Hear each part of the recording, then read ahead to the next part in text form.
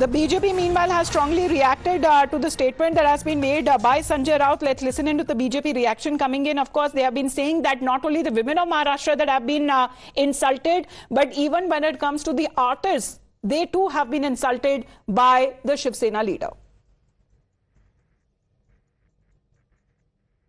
सभी मीडिया ने भी कल देखा है कि उद्धव ठाकरे के संजय राउत जो कभी जनता जनार्दन के आशीर्वाद से चुन के नहीं आए हैं, पीछे के दरवाजे से लोग राज्यसभा में गए हैं, ऐसे संजय राउत जी हमारी एक लोक प्रतिनिधि महिला के ऊपर ऐसी नीचे स्तर की भाषा में उसका अपमान कर रहे हैं। इसके निषेध के आज हमने यहाँ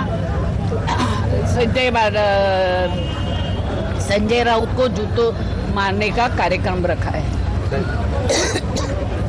संजय राउत का पहली बार नहीं है महिलाओं को लेकर बयान किया, बार बार बयान करते, आगे किस तरह की तैयारी रहेगी? आज मेरे को हिंदू हृदय सम्राट बाला साहेब ठाकरे जी की याद आ रही है कि बाला साहेब ठाकरे रहते तो संजय राउत को कड़ेलोट करते, उनको मातोश्री से हकल देते थे कि बाला साहब ठाकरे जो महिलाओं का सम्मान कर रहे थे, जिन शिवराय के आशीर्वाद से महाराष्ट्र में शिवसेना बाला साहेब ने तैयार की, वो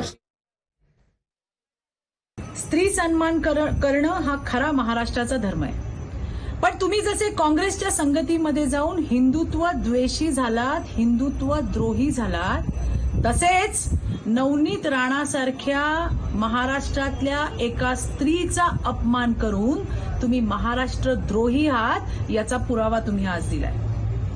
त्यांना नाची म्हणून तुम्ही या महाराष्ट्रातल्या मराठी स्त्रीचा अपमान केलाय सर्वज्ञांनी।